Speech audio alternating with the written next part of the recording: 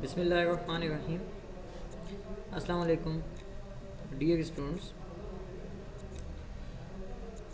Introduction to computer programming की class में आपको वेलकम है। आज का लेक्चर स्टार्ट करने से पहले मैं प्रीवियस लेक्चर का थोड़ा सा ओवरव्यू दे दूं आप लोगों को। हमने पिछले लेक्चर में बात की थी कंप्यूटर के प्रोग्रामिंग लैंग्वेजेस की, और कुछ प्रोग्रामिंग लैंग्वेजेस के टाइप्स को हमने डिस्कस किया था, जिसमें हमने मशीन लैंग्वेज, असेंबली लैंग्वेज और हाई लेवल लैंग्वेजेस के बारे में बात की थी। हाई लेवल लैंग्वेजेस में फिर हमने बताया कि ये एक नहीं, ये बहुत सारी लैंग्वेजेस हैं जो टाइम के साथ आ रही हैं और आती रहेंगी। हर लैंग्वेज के अपने कुछ ख़ास फीचर्स हैं, हर लैंग्वेज की अपनी कोई ख़ास स्पेशलिटी है जिसके लिए हम लोग उसको यूज़ करते हैं। हम आते हैं आज C++ लैंग्वेज की हिस्ट्री की तरफ, कि C++ लैंग्वेज या C लैंग्वेज शुरू कहाँ से हुई, इसका हिस्टोरिकल बैकग्राउंड क्या है। इनफैक्ट 1960s या उससे पहले हमारे पास ऑपरेटिंग सिस्टम हुआ करता था, कंप्यूटर ऑपरेटिंग सिस्टम यूनिक्स, जो काफ़ी ज़्यादा एक्सपेंसिव था और काफ़ी ज़्यादा मुश्किल भी था। तो जितने भी कंप्यूटर साइंटिस्ट थे उन्होंने इस चीज़ पे सोचा कि क्यों ना कोई एक ऐसी लैंग्वेज हो जिसको यूज़ करते हुए हम लोग एक अच्छा, एक पावरफुल, एक मल्टीपल फीचर्स वाला या ज़्यादा फैसिलिटीज़ प्रोवाइड करने वाला एक हम लोग ऑपरेटिंग सिस्टम डेवलप कर सकें। So for that purpose they comes to the a language that's name was Algol। तो 1960 में एक लैंग्वेज बनाई गई जिसका नाम रखा गया ALGOL. ALGOL means algorithmic language, और इस लैंग्वेज को इन्होंने बनाया, और इसका बेसिक जो पर्पस था, जो मकसद था, वो था कि सिस्टम सॉफ्टवेयर जो हैं वो बनाए जा सकें। सिस्टम सॉफ्टवेयर आप लोगों को पता होना चाहिए कि ये वो सॉफ्टवेयर्स होते हैं जो आप लोगों के हार्डवेयर को स्पेशली जो है वो कंट्रोल कर रहे होते हैं, जैसे कि हमारा ऑपरेटिंग सिस्टम है। तो बहरहाल एल्गोल मीन्स एल्गोरिथमिक लैंग्वेज। कुछ अर्सा इसमें काम हुआ और इसके बाद एक लैंग्वेज बनाई गई जिसका नाम रखा गया CPL, जो आप लोगों को यहाँ पे टेबल में नज़र नहीं आ रही होगी। एल्गोल के बाद बनी थी, इसका नाम था CPL। CPL लैंग्वेज में बहुत ज़्यादा चीज़ें ऐड हो गई थी और बहुत हैवी लैंग्वेज बन गई थी। सो उसमें से कुछ चीज़ों को कम करके एक और लैंग्वेज बना दी गई 1967 में, जिसका नाम रखा गया BCPL। BCPL means basic combined programming language.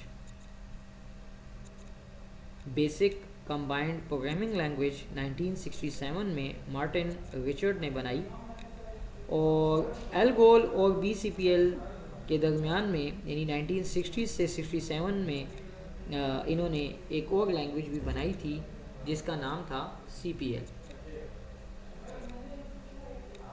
CPL language का मतलब या उसकी एप्लीकेशन जो है वो है कंबाइंड प्रोग्रामिंग लैंग्वेज। कुछ अर्सा चली CPL और उसके बाद BCPL आ गई। तो BCPL लैंग्वेज में कुछ चीज़ों को इन्होंने थोड़ा सा शॉर्ट कर दिया, कुछ चीज़ों को कम कर दिया गया, ताकि जिस मकसद के लिए लैंग्वेज बनाई जा रही थी, हार्डवेयर को हैंडल करने के लिए, सिस्टम सॉफ्टवेयर्स बनाने के लिए, तो वो वाला मकसद जो है वो कहीं इधर उधर ना हो जाए। तो उस पर्पस को, उस गोल, बेसिक ऑब्जेक्टिव को हासिल करने के लिए लैंग्वेज बनाई जा रही थी। तो उसमें से उन्होंने कुछ चीज़ें कम करके उसका नाम रख दिया BCPL,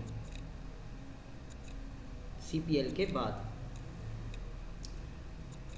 थोड़ा सा अर्सा गुजरा और एक और रिसर्चर था जिसका नाम था केन थॉमसन। 1970 में वो BCPL में उसने मज़ीद कुछ चीज़ें ऐड की और उस लैंग्वेज का नाम रख दिया बी लैंग्वेज के बाद केन थॉमसन के साथ ही उसका एक फ्रेंड था जिसका नाम था डेनिस रिची। इसने और केन थॉमसन ने दोनों ने मिलके बी लैंग्वेज में मज़ीद इम्प्रूवमेंट की और एक नई लैंग्वेज बनाई। अब इस लैंग्वेज का नाम उन्होंने सोचा कि क्या रखें, तो चूँकि इससे पहले वाली लैंग्वेज का नाम बी था, तो इसका नाम उन्होंने डिसाइड किया कि इसका नाम रखेंगे सी। यहाँ पे आप लोगों को ये चीज़ ज़हन में रखनी होगी कि आप लोगों से प्रैक्टिकल में या कहीं पे भी, कहीं टेस्ट इंटरव्यूज़ में या किसी जगह पूछा जाता है कि सी लैंग्वेज का क्या मतलब है, सी लैंग्वेज का क्या एब्रिविएशन है, तो सी लैंग्वेज की कोई एब्रिविएशन नहीं है। सी लैंग्वेज से कुछ नहीं, सी से कुछ नहीं बनता। सी नाम इसलिए रखा गया था क्योंकि इससे पहले वाली का नाम बी था। सो डैट्स वाई कि इसका नाम रख दिया गया सी। और ये 1972 में डेनिस रिची ने इसको बनाया था by the help of Ken Thompson. क्योंकि केन थॉमसन ने बी लैंग्वेज बनाई थी, तो ज़्यादातर आइडिया जो था वो बी का, वो केन थॉमसन के पास था और उसने डेनिस रिची के साथ मिलके सी लैंग्वेज बनाई। सी लैंग्वेज में मेजर जो पोर्शन था या ज़्यादातर काम जो था वो डेनिस रिची का था। उसके बाद सी लैंग्वेज में मज़ीद इम्प्रूवमेंट हुई और कुछ नई फैसिलिटीज़ आ गई थी प्रोग्रामिंग वर्ल्ड में। दुनिया में प्रोग्रामिंग का जो वे था वो थोड़ा सा चेंज हुआ, कुछ नई चीज़ें प्रोग्रामिंग में आना शुरू हो गई जो कि सी लैंग्वेज में नहीं थी। जैसे कि एक बहुत पॉपुलर और एक बहुत पावरफुल फीचर है प्रोग्रामिंग लैंग्वेजेस का, जिसे कहते हैं object oriented. Object oriented programming का जो फीचर था वो सी लैंग्वेज में ऐड हो गया और सी लैंग्वेज को मज़ीद इम्प्रूव किया गया और उसका नाम रख दिया गया C++। ये प्लस प्लस जो है basically it represents that it is the addition to the C language, यानी ये C लैंग्वेज में एडिशन हुई है। और इसको जो बनाया वो बजर्नी स्ट्रॉकस्ट्रप था, उस बंदे ने इस लैंग्वेज को बनाया, इस पे काम किया।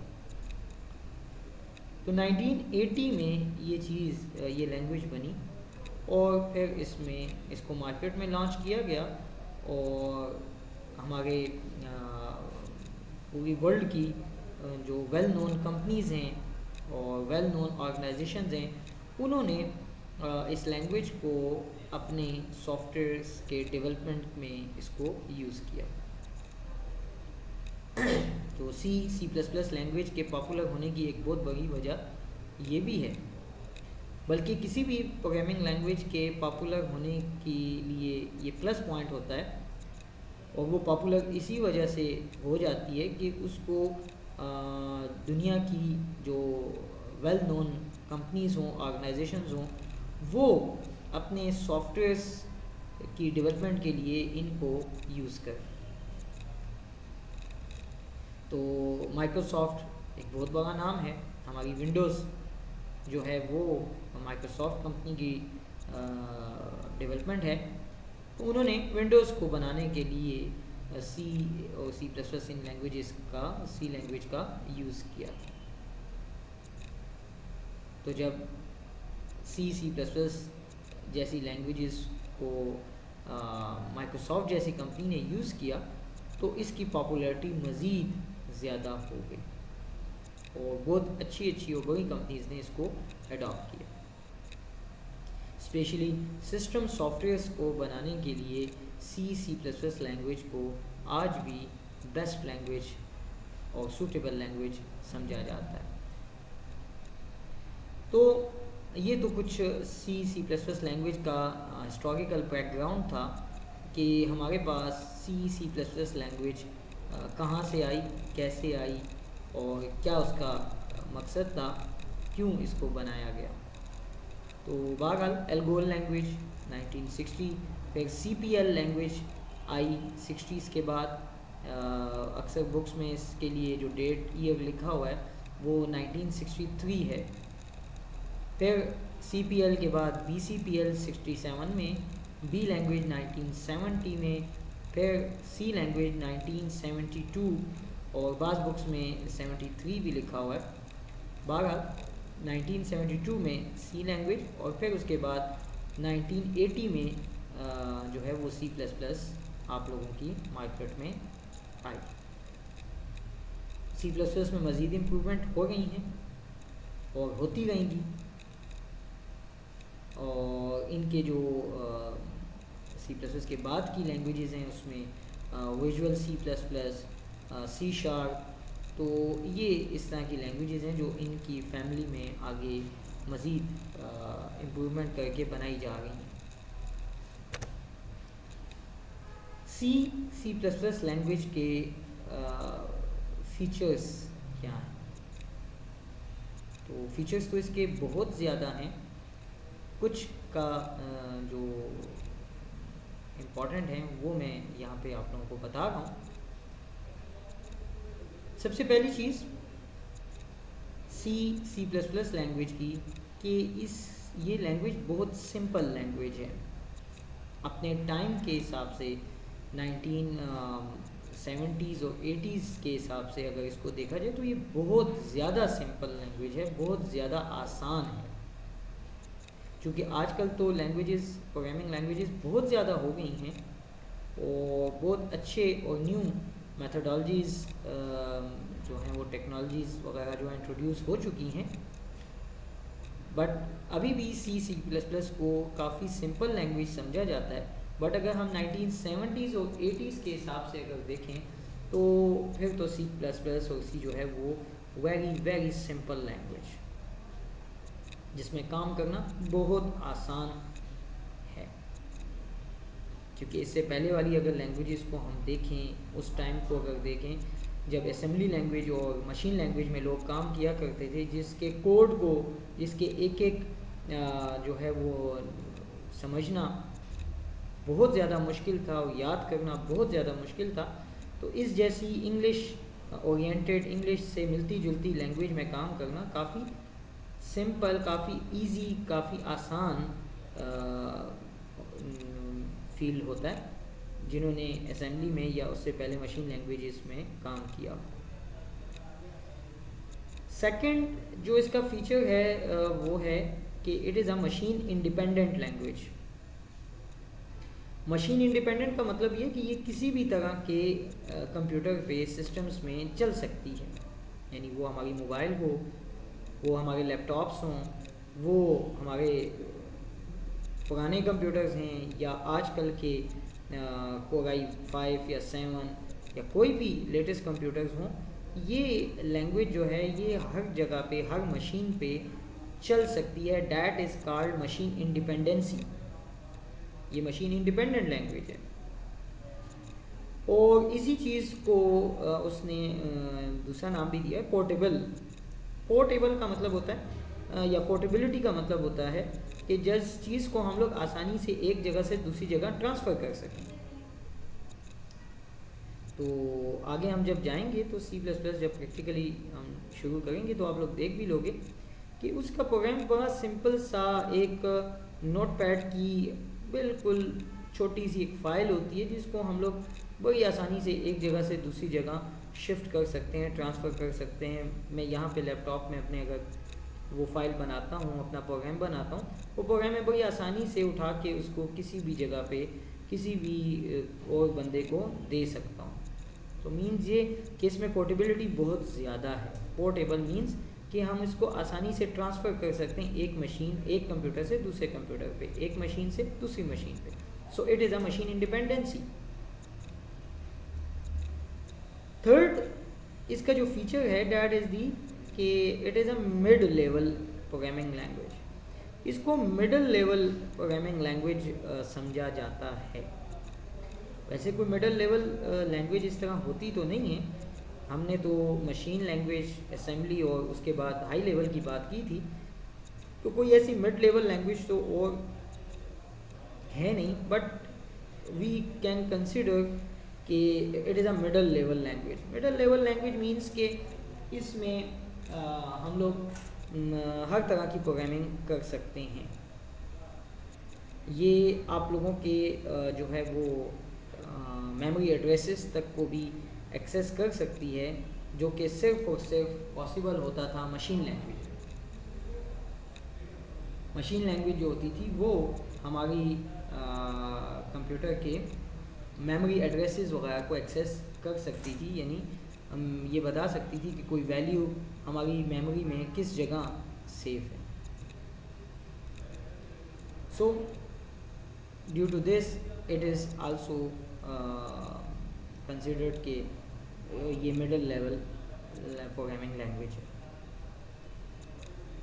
नंबर 4 इसका जो फीचर है कि ये स्ट्रक्चर्ड प्रोग्रामिंग लैंग्वेज है। स्ट्रक्चर्ड प्रोग्रामिंग लैंग्वेज मीन्स ये कि इस के प्रोग्राम को हम लोग छोटे छोटे पार्ट्स में डिवाइड कर सकते हैं, जिसको आगे जाके हम लोग देखेंगे। इसको हम लोग फंक्शंस कहते हैं। यानी हम अपने एक बहुत बड़े प्रोग्राम को C++ के या C के उसको छोटे छोटे फंक्शनों में डिवाइड कर सकते हैं। जैसे एक प्रोग्राम है, लेट्स सपोज उसमें एडिशन, सब्ट्रैक्शन, मल्टीप्लिकेशन हो गया, तो मैं इसके लिए 3 फंक्शंस बना दूं, एडिशन का अलग, सब्ट्रैक्शन का अलग, मल्टीप्लिकेशन का अलग। तो that feature is called structured programming, कि हम अपने प्रोग्राम को स्ट्रक्चर्ड में यानी पार्ट्स में या इसके हिस्सों में या छोटे छोटे पीसेस में डिवाइड करके इसको कर सकते हैं। The next thing is that कि it is rich, it has a rich library. Library कहते हैं वो फीचर्स या वो फंक्शनैलिटीज़ या वो काम, वो टास्क जो पहले हो चुके हैं और वो हमारे पास पहले से मौजूद हों। इसके लिए एक वर्ड यूज़ होता है built in. Built in, built in का मतलब होता है जो पहले से बने बनाए। तो इस बात का मतलब ये है कि मैंने एक प्रोग्राम बनाया, लेट्स सपोज वो प्लस करता है और माइनस करता है, और अब आप लोग एक प्रोग्राम बनाना चाह रहे हो जो प्लस भी करे, माइनस भी करे, मल्टीप्लाई भी करे और डिवाइड भी करे। तो अब आप लोगों को ज़रूरत नहीं है कि आप लोग प्लस और माइनस करो, क्योंकि वो मैं पहले से बना चुका हूँ प्रोग्राम। आप लोग मेरे वाले प्रोग्राम को यूज़ करोगे, मेरे वाले कोड को यूज़ करोगे और अपने प्रोग्राम में उसको ऐड करने के साथ उसमें मल्टीप्लाई और डिवाइड का फीचर डाल दोगे। तो अब वो प्रोग्राम जो है वो प्लस, माइनस, मल्टीप्लाई, डिवाइड चारों काम कर रहा होगा, जबकि आप लोगों ने सिर्फ मल्टीप्लाई और डिवाइड किया है। ये जो पहले के बिल्ट इन, ये जो पहले की चीज़ें बनी हुई हैं जिसको बिल्ट इन कहते हैं, दैट इज़ कॉल्ड लाइब्रेरी। तो C++ के अंदर पहले से कुछ बने बनाए कोड्स हैं, कुछ बने बनाए बिल्ट इन फीचर्स हैं, कुछ बने बनाए फंक्शंस हैं जिनको हम अपने प्रोग्राम्स के अंदर यूज़ डायरेक्टली कर सकते हैं, हमें बनाने की ज़रूरत नहीं पड़ती। सो रिच लाइब्रेरी का मतलब ये है कि इसके अंदर बहुत सारी बिल्ट इन फैसिलिटीज़ भी मौजूद हैं। The next thing that is the memory management. Memory management क्या होती है? मेमोरी मैनेजमेंट, ये जो मेमोरी की बात कर रहा है ये बेसिकली बात कर रहा है रैम की। ये जो बात की जा रही है यहाँ पे ये रैम की बात कर रहा है, प्राइमरी मेमोरी की बात कर रहा है कि इसमें मेमोरी मैनेजमेंट भी होती है। मेमोरी मैनेजमेंट मीन्स यहाँ पे कि ये हमारी रैम को एक्सेस कर सकता है। इसमें एक फीचर है, एक इन्होंने फैसिलिटी हमें प्रोवाइड की हुई है, जो यहाँ पे 8 नंबर पे मैंने लिखा भी हुआ है, पॉइंटर्स। तो पॉइंटर्स बेसिकली वो फैसिलिटी है जिससे हम लोग इसकी मेमोरी को एक्सेस करते हैं, यानी इसकी मेमोरी को देख सकते हैं। मेमोरी को देखने का मतलब ये है कि लेट्स सपोज मैं अपने प्रोग्राम के अंदर एक वैल्यू डालता हूँ 5,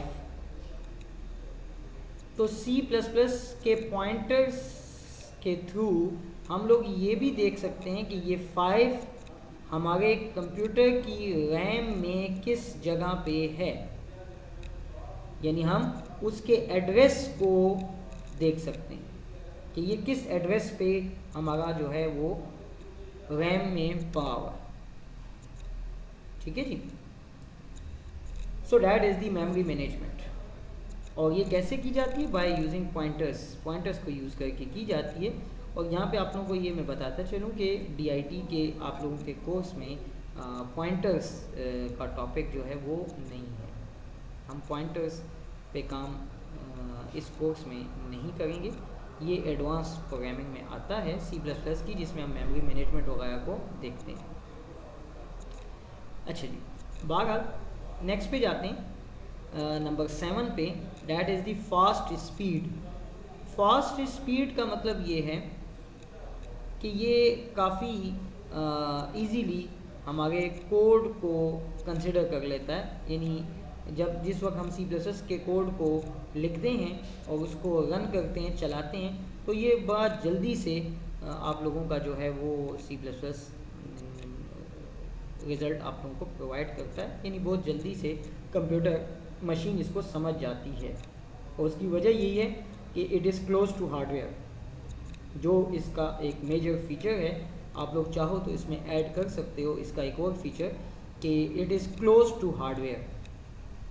सो due to close to hardware its speed is high. इसकी स्पीड जो है वो काफ़ी फास्ट है, काफ़ी हाई है। नंबर 8 मैं बता चुका हूँ, पॉइंटर्स, कि जिनके थ्रू हम लोग इसकी मेमोरी को एक्सेस करते हैं। हम किसी वैल्यू की मेमोरी में जगह भी बता सकते हैं कि ये वैल्यू किस जगह पड़ी हुई है। 9 नंबर है रिकर्जन। रिकर्जन मीन्स कि कोई चीज़ अपने आप को कॉल करे, यानी कोई फंक्शन है और वो फंक्शन खुद को कॉल करे और दोबारा से वो फंक्शन एक्टिव हो जाए। तो किसी फंक्शन के अंदर, हम आगे ये फंक्शन वगैरह देखेंगे, किसी फंक्शन के अंदर जब हम कोई फंक्शन किसी फंक्शन के अंदर से हम किसी फंक्शन को जब दोबारा से कॉल करते हैं, एक्टिवेट करते हैं, तो इसको कहते हैं रिकर्जन, किसी फंक्शन का खुद को कॉल करना। नंबर 10 है एक्सटेंसिबल। एक्सटेंसिबल मीन्स कि ये एक्सटेंडेबल है, यानी आप लोगों ने इसके अंदर कोई सॉफ्टवेयर, कोई प्रोग्राम जो बनाया, उसको आप लोग मज़ीद एक्सटेंड कर सकते हो। सो that is the extensible. Next cheese 11 number पे जो आप लोगों को नज़र आ रहा है, ये आप लोगों को मैंने अभी थोड़ी देर पहले बताया भी था कि C++ में ऑब्जेक्ट ओरिएंटेड की फैसिलिटी ऐड की गई जो कि सी लैंग्वेज में नहीं थी। सी लैंग्वेज में ऑब्जेक्ट ओरिएंटेड की फैसिलिटी नहीं थी, और सी लैंग्वेज में ऑब्जेक्ट ओरिएंटेड की फैसिलिटी जब डाल दी गई तो वो C++ आप लोगों की लैंग्वेज बन गई। तो ये फीचर जो है ये सी लैंग्वेज का नहीं है, ये सिर्फ C++ में है, object orientation. Object orientation basically है क्या चीज़? तो ऑब्जेक्ट ओरिएंटेशन जो है ये हमारे प्रोग्रामिंग का एक न्यू मेथड है, एक न्यू मेथडोलॉजी है, एक वे है जिसके ज़रिए हम लोग प्रोग्रामिंग करते हैं, जिसमें हम लोग अपने प्रोग्राम को क्लास और ऑब्जेक्ट्स बना के बनाते हैं। और क्लास ऑब्जेक्ट क्या होता है ये एक अलग से पूरा टॉपिक है, पूरा एक बल्कि सब्जेक्ट है, ऑब्जेक्ट ओरिएंटेड प्रोग्रामिंग। तो इसकी डिटेल में हम लोग मज़ीद नहीं जा सकते। हम यहाँ पे सिर्फ बात ऑब्जेक्ट ओरिएंटेड फ़ीचर की करें कि ऑब्जेक्ट ओरिएंटेड जो फ़ीचर है वो आप लोगों का C++ लैंग्वेज के अंदर एग्जिस्ट करता है और सी लैंग्वेज के अंदर ये नहीं।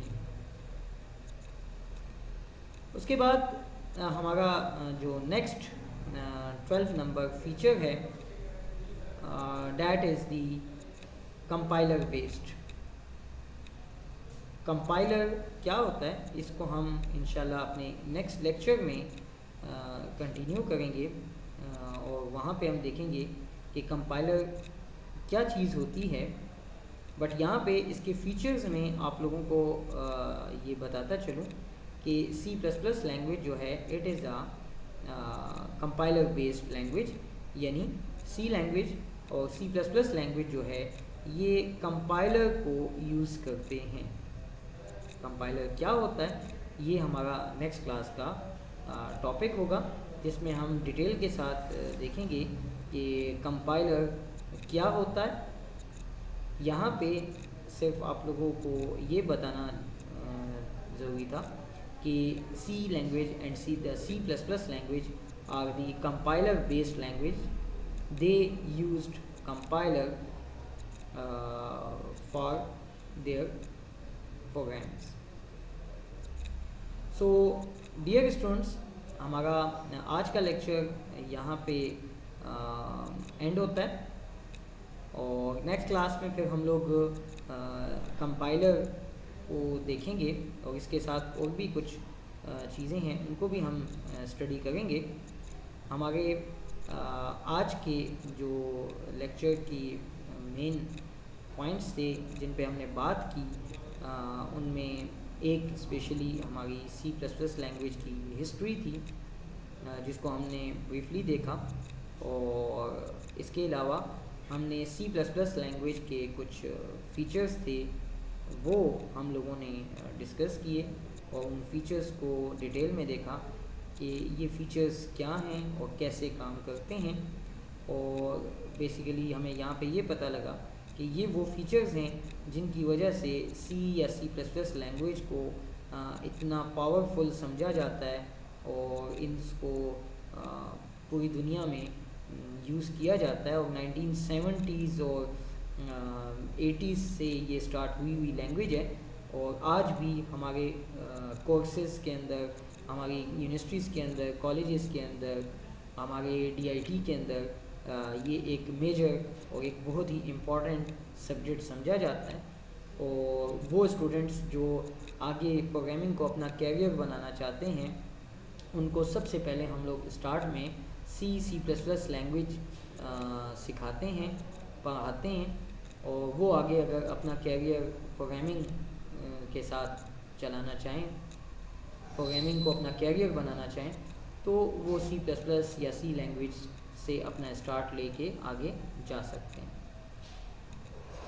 तो हमारा आज का लेक्चर यहीं पे ख़त्म होता है।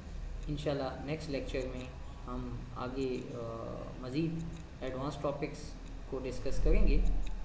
थैंक यू जी, अल्लाह हाफ़िज़।